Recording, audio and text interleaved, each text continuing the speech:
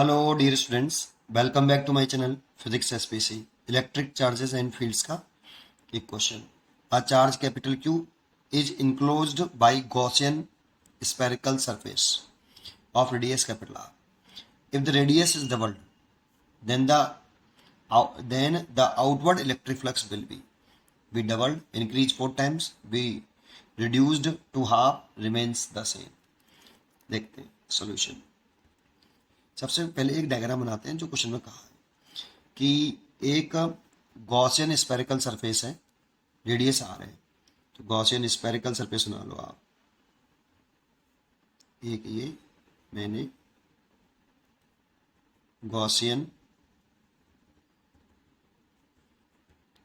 Spherical surface बनाया, इसकी radius capital R है। इसके इनसाइड है ना, charge Q is enclose by Gaussian surface. कहीं पे भी रख दो, मान लो यहाँ रख दिया, ठीक है।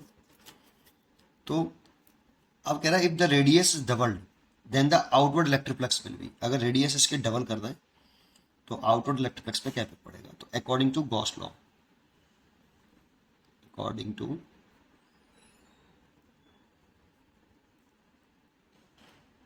Gauss law in electrostatics,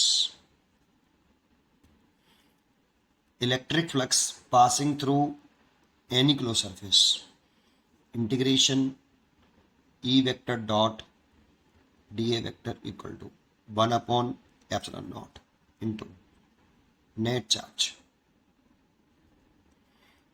enclosed by Gaussian spherical surface, Gaussian spherical surface। तो देखो ये गॉस थ्योरम के अकॉर्डिंग जो इलेक्ट्रिक फ्लक्स है ना, वो किस पर डिपेंड कर रहा है। Net charge enclose by Gaussian spherical surface.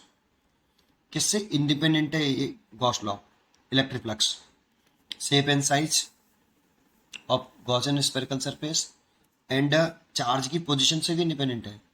Inside को भी चार्ज है, कहीं भी रख लो, लेकिन इनसाइड होना चाहिए, है ना। Enclosed by Gaussian spherical surface, shape और साइज से इंडिपेंडेंट है बेटा। तो इसके लिए जैसे मैं इलेक्ट्रिक फ्लक्स वाला ये फॉर्मूला लगाऊं, गॉस थ्योरम लगाऊं, तो 1/epsilon naught net charge enclose लिखना है बाय गॉसियन स्फेरिकल सरफेस। कितना है, कैपिटल क्यू लगा लिया। अब अगर इसकी तुम रेडियस डबल भी कर दोगे, आपने इस गॉसियन सरफेस की रेडियस को क्या कर दिया, डबल कर दिया। ये रेडियस 2r, इसके अंदर चार्ज है क्यू। द्वारा से अगर इलेक्ट्रिक फ्लक्स निकालोगे नया फाई ई डैश, तो ये द्वारा से लगाओगे 1/epsilon naught इंटू ये वाला फॉर्मूला द्वारा लगाओ, नेट चार्ज इनक्लोज्ड। अब इसके अंदर कितना चार्ज बंद है, कैपिटल क्यू। तो रेडियस से तो कोई फर्क ही नहीं पड़ा, देखो रेडियस से तो इंडिपेंडेंट है दिख रहा है, तो अपॉन कैपिटल क्यू। तो देखो कोई इफेक्ट नहीं पड़ा, पाई नया electric flux initial electric flux के बराबर ही रहा। तो हम यहाँ लिख सकते हैं कि जो इलेक्ट्रिक फ्लक्स है, flux through Gaussian surface, Gaussian surface is independent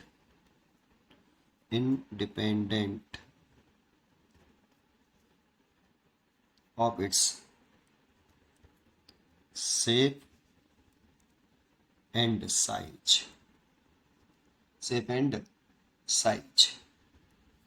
flux it depends upon shape और साइज से तो इंडिपेंडेंट है, किस पर डिपेंड करता है, it depends upon only on total charge present inside a Gaussian surface, inside